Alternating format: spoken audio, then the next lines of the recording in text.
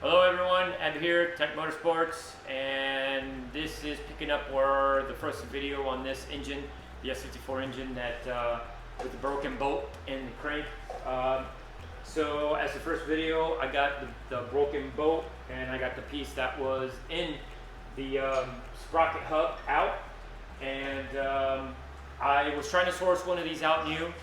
The price on it was really not that bad, and I figured this was going to be like $300–400 item, and it wasn't. It was an average of 120 bucks a piece, 120. But couldn't get my hands on one. Every time I ordered one, they emailed me back stating that the ETA was unknown, so they have to cancel it, or it was something that was just too far down the road, and we needed it much more sooner than 6 weeks from now. So I contacted the person that had the engine before, and they did find one of the bad cranks that came from the other spare two motors that are no longer living. So I was able to get my hands on one of the bad cranks, and the crank that I have here at the shop now, it threw a rod, number 5 rod. So that pretty much, the crank is done, but not this piece. So I was able to get this piece. I already inspected it. It's in good condition. So what I'm going to do is I'm going to now remove this piece from the bad crank. So stay tuned for that. Okay, so for the guys that are running the S54 motors, you need 46 or anything, I'm sure you guys have already heard about the whole notorious rod bearing. Let me show you what happens when you technically don't maintain the rod bearing. So, and a point that I'm going to lay out here, that if you do ever buy a salvage motor, or just buy a used motor from anywhere, if you put and install that engine without doing the rod bearings, shame on you. Let me show you what this crank looks like. Alright, so there we go, journal number 5. As you can see, where the rod technically ended up hitting the crank. And you can see part of the pieces just hitting there, but there is the actual number 5 journal. You can see back in there. Let me rotate it just a tad bit more. Let's see if I can get really close in there. Just the bearing technically just started coming apart, and it welded itself to the journal. So yeah, so let's start taking this start taking that piece off. Okay, so as I stated before in the first video, this is an Allen bolt. So I got the right size here, and actually we have to go in long ways. And I've got a little extender. Now this one, because it's a very thin bolt, it's not going to be super tight.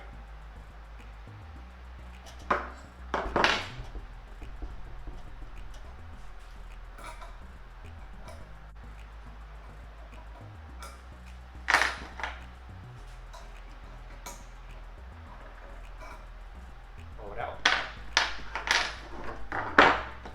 And nice little trusty rubber mallet.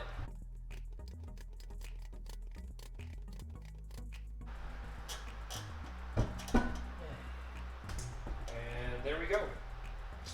So here is the dowel pin, which the dowel pin only goes in one slot, so the alignment itself would be on this dowel pin right here, and the same thing on the crank itself.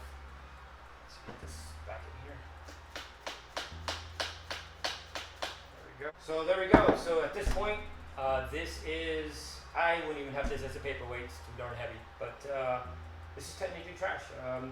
Now, I'm probably, because of this happened, I'm gonna do it because it's the last one. I'm probably going to take this ring off on the crank and have it as a spare for my friend EW, and we're gonna go ahead and start keeping. We got 2 bins of. It's a shame when you can put 2 motors in 27-gallon bins. It's it's a shame, but when you live life on red line, sometimes things happen. So but yeah, so we're gonna just keep this as a spare, because you never know, something might go wrong, and now at least we'll have a spare. So So I did want to mention also that out of the parts bins that I had, I was able to find a spare harmonic balance. Unfortunately, both harmonic balances as well. If you really take a look at this, the pin itself is, there's nothing wrong with the pin, unlike the one that's on the motor. But here's just what I found as well is once I get it in, there's that play, which is excessive play. EW did not have, there was only 2 spare ones, one on the motor and then 1 spare. Apologize. So there was just 1 spare, and this was the original one, and then the spare one does the same thing. This is the one that I have that is my spare from my E46 M3, because I had to buy a spare motor as well, and I have all the parts. And this is how this one fits. It barely moves, and that's how it's supposed to be. I've checked all of these, and it's just too much play. Like I stated, this pin is in perfect condition, and when I look at it, I can tell that this one it seems to have just a little bit of like it's been walking just a tad bit, moving back and forth. So this is the one that we're going to use. I will be a good friend to my friend EW, and I'll take care of him. But this is the one that we're going to be putting on there, and this will dictate that is mine, because unfortunately when I had all these parts, I was painting some stuff and I got a bunch of overspray. I will pretty that up. That will be nicely done. But this will be the crank pulley that I will be installing, and this is the hub, and that is money. Alright guys, so I'm going to go ahead and start getting this removed off the engine. The sprocket here, the hub sprocket for the crank. My parts are supposed to be in sometime today, so I'm going to go ahead and try to get this ready so I can kind of look around and start hopefully assembling this thing real quick. So let's go ahead and get going with that. I've never taken one of these off all like this together. I'm hoping that I can still remove it with the slack that I got here, the chain. And I took the clips off here and just to slide them out a little bit, as I do have a little bit of slack here on the chain on the sprocket, so I'm hoping that I can get it wiggled enough, because it's only in there probably about 1/8 of an inch. So as long as I can get that slidden out, then I should be all square. So.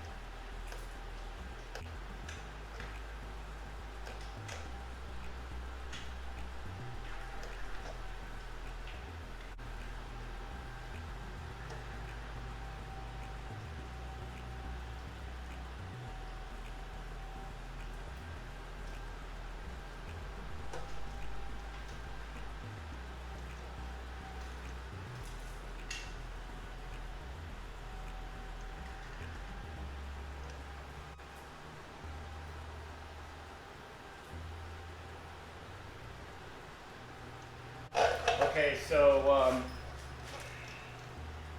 I was fighting taking it off, which if you watched the beginning of it, where I took it off the crank, that was just loose. It actually came off a little bit easier with my rubber mallet.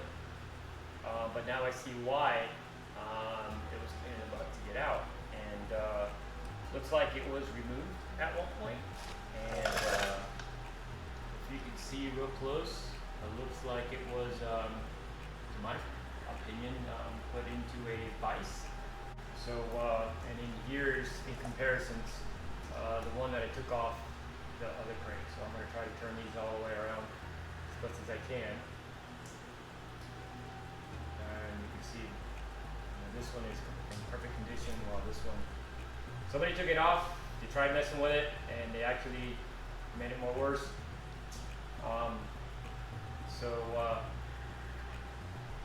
There you go. Perfect. Now I'm going to figure out what else I got to do to make sure that this one goes in without any issues. Stay tuned. Okay, so I had to clean up the hub here, or the insert it on the crank itself. And as I keep looking at it, really just trying to figure out what the hell happened, what was done to it. I started cleaning some of it off with the emery cloth, just to sand down the burrs.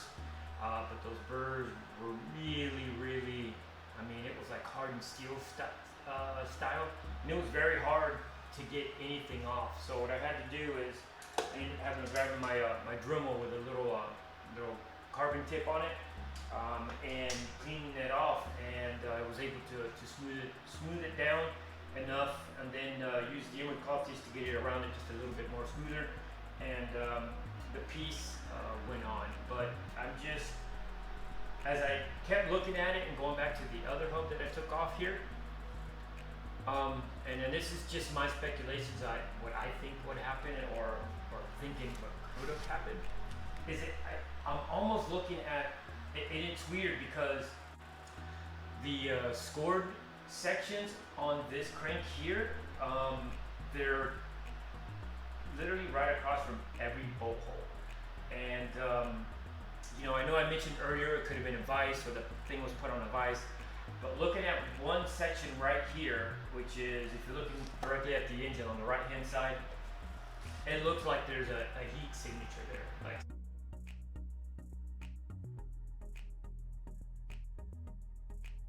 somehow something got hot right there at that point. And this is the bigger section of the scored hub and crank itself. So it's kind of like, it's somewhat kind of got welded, kind of like something was being welded on and it arced. But if it would do that, I would think it would do it more around and not a specific area, like technically right across from each bolt hole. So very weird. But where's my piece at? Darn it. Oh, here it is. So after I got it all cleaned up, I don't have my dowel pin in yet, but she does go in smoothly. So she's in now. The bolt goes in place to keep this steady, and then the 4 bolts that actually that the harmonic balance attaches to the pulley would go there and then tighten everything down, because the threaded section is on the crank, not on the hub. I didn't mention this before, but what I ended up doing is this plastic rail here, just to gain me a little bit more of movement in and out when I was trying to get this hub out. I went behind it and I loosened the bolt to bring it out, just so I could have a little bit more play as I'm pulling it out further. So I'll get that done. Well, tighten that up once I get everything in place, and the timing chain, the hub, all in on top dead center. So stay tuned. All right, so here are the new bits. So intake seals, valve cover, front crank seal. They're the new crank bolts. And then I also went ahead and got the crush washers for the Vanos line, and tensioner crush washer. And that's the dowel pin and the bolt for the sprocket hub, and then the other section of the valve cover, and then the 2 timing cover gaskets, and then of course the oil pan gasket and the valve cover gasket. So I love new bits, Okay, so I didn't find the torque spec for the for the Allen bolt that holds the hub into place. This little bad boy here. On a couple websites, I found that I actually found the manual for the torque spec online, and the hub itself was not included in that, the one that I found. So I'm going to use Loctite anyways, and I'm just going to torque it down. This will not vary down a lot of torque down. So what's going to really be keeping the hub in place will be the two big bolts that are they're torqued in there. I think it's 50 newton meters and then 50 degrees plus another 50 degrees. So that's pretty darn tight. All right, so let's begin putting it all back together.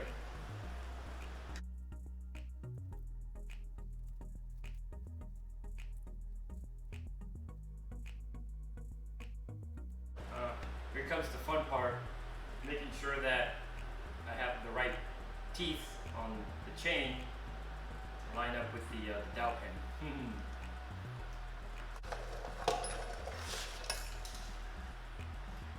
And nope, off by a tooth. So hopefully she can move real easy. And yes!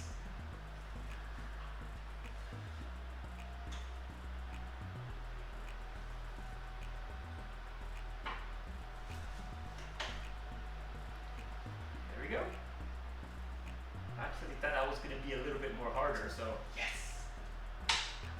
Love it when a plan comes together. Alright, so now what I'll do is, since I loosened this, I'm going to go ahead and get this back in its normal place.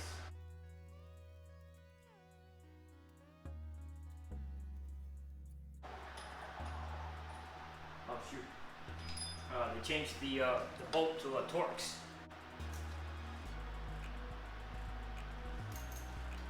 And that's it. So,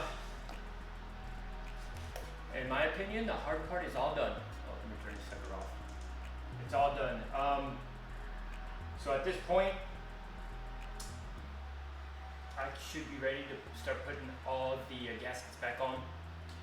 So this is great that this came out this way. You know, if not, we would have had to get another crank, and sometimes it's very hard to source these things out. Sometimes you just have to buy another motor. So luckily we're able to figure this part out, but again, there is that very small chance when we get all up and running to make sure this thing is flush that we should be able to see. If there's any issues, we'll be able to see the harmonic balance kind of move a tad bit. If it does move, then something did go wrong while somebody decided to do something with this hub previously and kind of really messed everything up. So fingers crossed, guys. Hopefully we can get through this, get this engine on in the car and running with no issues. So I will cut it short for this video. I didn't want to be dragging it on too long. This will be a lengthy process. The gaskets, you know, I'll just do quick snips of that. So thank you for watching, guys. Please like and subscribe, and hope to see you in the next journey of me, you know, going through it, assembling everything, and hopefully dropping in the motor into the car. So stay tuned. Thank you for watching.